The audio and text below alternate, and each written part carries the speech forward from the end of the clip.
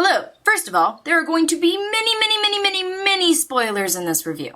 It's a Heroes of Olympus book, and I like to gush, so yes, you've been warned.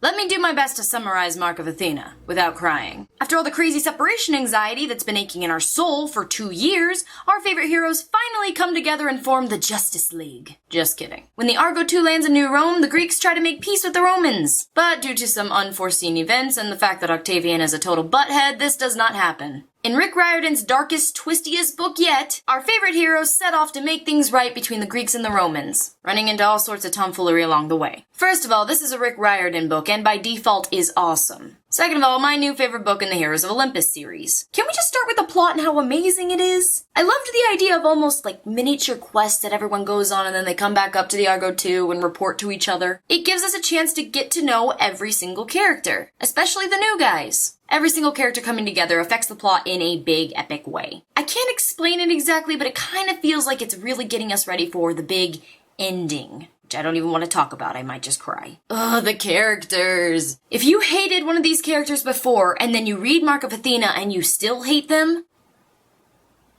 how? They're all literary rock stars. Don't even get me started on Annabeth's epic solo quest. I love it. We've been with Annabeth for years, and we know that she's brave and strong and smart, but now we get to see just how brave, just how strong, and just how smart she is. We get to take a peek into her mind, and her mind is really into Percy Jackson. Who can blame her? Okay, so now I've got to address all the wonderful Percabeth moments in this book. I feel like after 2 years of virtually nothing, Riordan is rewarding us for not bringing a mob to his doorstep and giving us all the Percabeth feels. Because it is literally just one adorable thing right after the other. And you root for them. This isn't a couple that they do things and you're just like, bring back the plot. Every time they held hands or said something cute, there's just a miniature audience in your head that's just like, yeah! And you can't help it. And now for some fangirl gushing. Percy and Annabeth, their reunion was so cute! And when Percy talked about living in New Rome, and they fell asleep, and then they fell down into the depths of Tartarus together, holding hands, and everything hurt. While we're talking about romance, I feel the need to defend Jason Grace and Piper McLean, because no one else on Earth will. Raina Jason shippers, you've gotta be kidding me! Jason full-on makes his choice, politely declines Raina, and stays with the girl he wants to be with. That's pretty fair! And I love Raina. I do. I think she's great. But oh my gosh, this does not make Jason an evil jerkwad. And this is no reason to hate Piper McLean, who is awesome and saves people's butts multiple times throughout the series with her awesomeness. And come on, you can't hate Jason and Piper together. You literally have to force yourself to hate them. They are just so good together. I'm hearing a lot of, well, I don't like Jason because he's too distant. I don't like Piper because she's too self-conscious. Well, I like my characters with character flaws. Thank you very much. While we're talking about characters, I guess I should go down the list and address the awesomeness of each one in this book. Raina. I'm so glad we get to know her better, and I can't wait to get to know her even better in the future. She's a strong, epic character with a compelling set of flaws that make you just want to keep getting to know her. And the way she handles the whole Greek versus Roman thing is just amazing. If she weren't fictional, I'd shake her hand and get her a boyfriend. She deserves some lovin'. Leo. I love how Riordan addressed the whole odd man out thing with him. It's like everyone invited him to dinner, but he's the only one who brought a massive ship as a date. And there's some realistic bitterness he feels, and you feel bad for him, but he keeps a level head and he knows what he needs to do to make the world right again. Because he's Leo, and he's awesome and hilarious. Frank. Okay, well, first of all, I think Frank is one of the best ideas Rick Riordan has ever had. He's awesome, and the more I get to know him, the more thankful I am for him as a character. I love how easily he stumbles into the whole epic hero group swing of things. I mean, he turned into a goldfish and talked to Percy. My life is kind of complete. Hazel, you are adorable, and I'm sorry for your conflicting emotions, and I wish I could just hug you. I love Hazel. She levels everyone out, and she tries to numb out every single bit of contention that she comes into contact with, and she does a decent job considering. Percy. You know, getting insight on Perseus Jackson from 6 different characters is an interesting thing. I feel like I'm finally grasping his character. And including Jason in this, their semi-resentful bromance is actually the best thing ever. I knew their fight was gonna be some possession thing. I totally called that. I'm so proud of myself. Okay, my favorite character was Annabeth this time around. I mean, can we just give her a round of applause?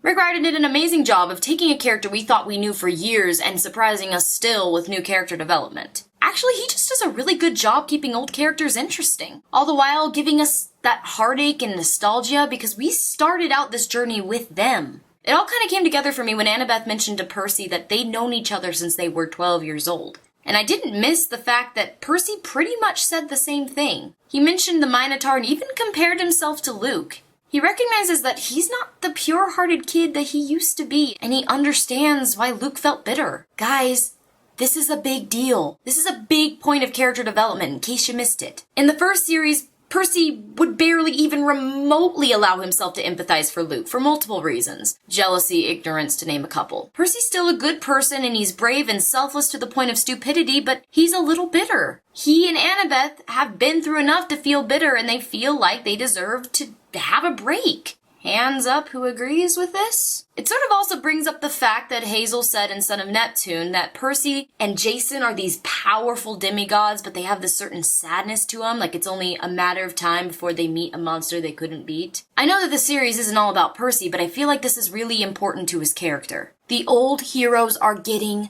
tired. Percy and Annabeth saved Olympus, and now this. I don't know if I'm really leading to a bigger point by pointing this out, but I just really liked how Riordan portrayed their wariness in contrast to their heroic strength. And call me an over-observant English major who points out things that don't exist. But did anyone else feel like Annabeth and Percy's loyalty and wariness were perfectly paralleled when they fell to Tartarus? After all this pain, the one thing that they agree that they deserve is each other, to stay together. So Percy and Annabeth fall together. They let go. They're tired. And then I sob. Ugly, ugly sobbing.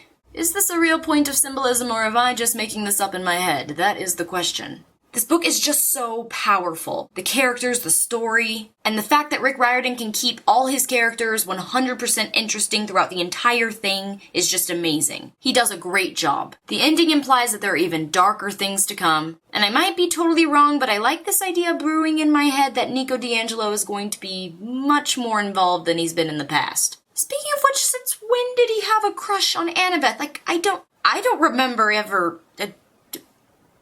Whatever. An extremely dark turn of events is coming. Can you not feel it? It makes me nervous. I sincerely hope we still get Percy and Annabeth POVs, despite the whole falling down the dark and evil pit of heck thing. Because I would be distraught if I was forced to assume they're either okay or dead throughout the entire book. You can't do this to us, Riordan. I crave clarification. But of course you can do it. And you probably will. Rude.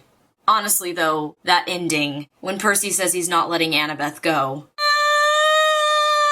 I didn't see it coming and I was just so ill-prepared and crying. I can't believe I have to wait another freaking year for House of Hades. Another freaking year. I'm too fragile for this. It's not good for my health. I'm going to miss my babies and their semi-awkward little Avengers team. The feelings.